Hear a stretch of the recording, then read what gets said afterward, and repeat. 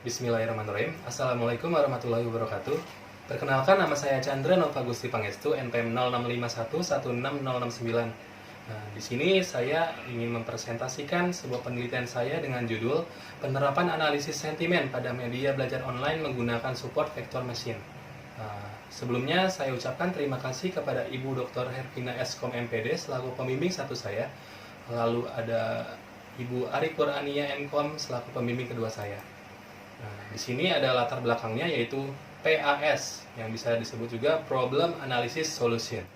Latar belakang problemnya, media belajar online adalah alat bantu proses mengajar yang menggunakan sebuah media bantuan dan contoh pada umumnya seperti menonton video di internet untuk melatih perkembangan otak pada proses belajar mengajar. Di zaman sekarang, media belajar online sangat diminati banyak orang dikarenakan mudah digunakan di mana saja dan bisa diakses melalui smartphone. Di mana smartphone itu sendiri sudah banyak dimiliki oleh kalangan orang dewasa maupun anak-anak. Keberadaan media belajar online semakin pesat perkembangannya, maka dari itu banyaknya aplikasi media belajar online yang muncul pada saat ini membuat orang-orang semakin bingung mana yang lebih baik untuk digunakan sebagai aplikasi media belajarnya. Ruang Guru dan Genius adalah salah satu contoh dari beberapa media belajar online yang saat ini paling banyak diminati. Aplikasi media belajar online tersebut memiliki kesamaan dari segi media belajarnya, yaitu menggunakan video. Maka dari itu banyak orang membanding-bandingkan aplikasi tersebut dan menjadi perdebatan bagi para pecinta masing-masing aplikasi tersebut. Analisis yang saya lakukan, saya melakukan analisis bagaimana cara orang-orang bisa menentukan aplikasi media belajar online mana yang lebih baik untuk dipergunakan dalam proses belajarnya. Lalu solusi yang saya dapat, aplikasi Google Play sebagai salah satu tempat penyedia dari masing-masing aplikasi tersebut. Para pengguna pada aplikasi tersebut menemukan opini terhadap aplikasi yang mereka gunakan.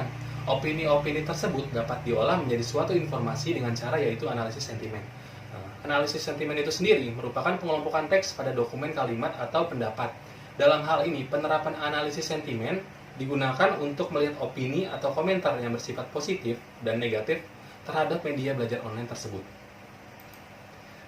Kemudian ada peneliti terdahulu.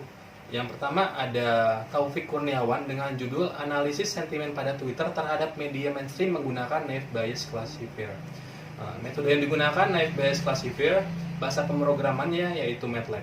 Yang kedua ada Fakih Syadid dengan judul Analisis Sentimen terhadap Calon Presiden Indonesia pada Twitter menggunakan algoritma TF-IDF dan metode Multilayer Perceptron.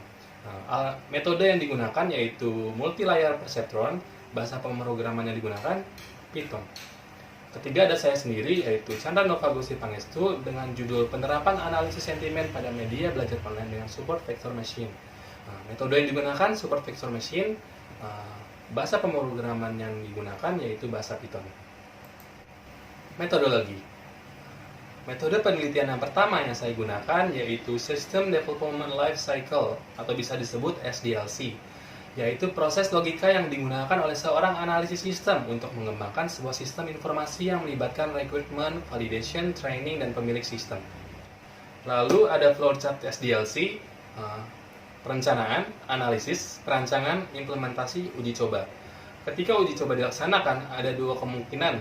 Jika aplikasi tersebut ada error atau semacam bug, lalu dia akan kembali ke tahap analisis, mengulangi tahap-tahapan sebelumnya. Jika aplikasi tersebut sudah layak digunakan, dia akan langsung selesai.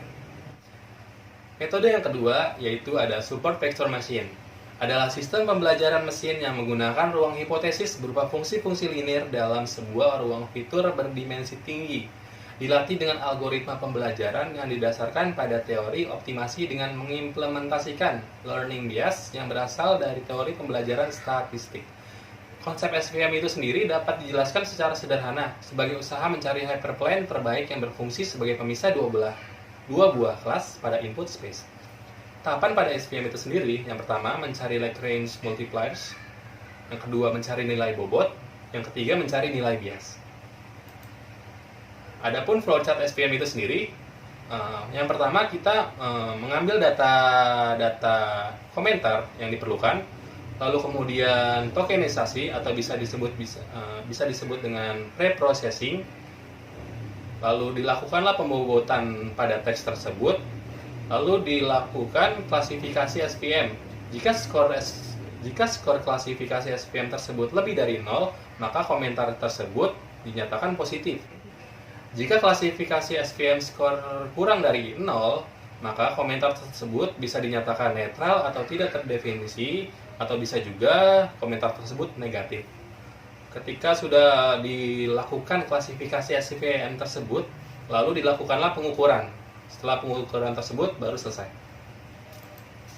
Nah, adapun tahapan penelitian, yang pertama tahap perencanaan, yang kedua tahap analisis, yang ketiga tahap perencanaan, yang keempat tahap implementasi, yang kelima tahap uji coba. Uji coba tersebut ada 4, yaitu uji struktural, uji fungsional, uji validasi, dan uji akurasi.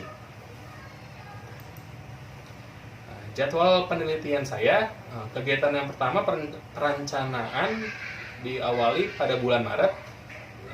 Kegiatan kedua ada analisis di pertengahan Maret. Kegiatan ketiga ada perancangan diawali pada akhir Maret sampai awal April. Kegiatan keempat ada implementasi dari akhir Maret sampai awal Mei. Dan uji coba akan dilangsungkan pada bulan Mei. Lalu ada alat dan bahan yang saya gunakan. Alat yang saya gunakan yaitu laptop saya HP Processor Core i5, RAM 4GB, AMD Radeon R5, hard disk 1 TB. Software yang saya gunakan Sublime Text, XAMPP, Google Chrome, dan OS yang saya gunakan Windows 10. Bahannya yaitu 1. Buku panduan tugas akhir praktek Lapang Universitas Pakuan 2020, yang kedua jurnal penelitian terdahulu, dan 3. Buku pemrograman. Nah, sekian dan terima kasih. Kurang lebihnya mohon maaf. Wassalamualaikum warahmatullahi wabarakatuh.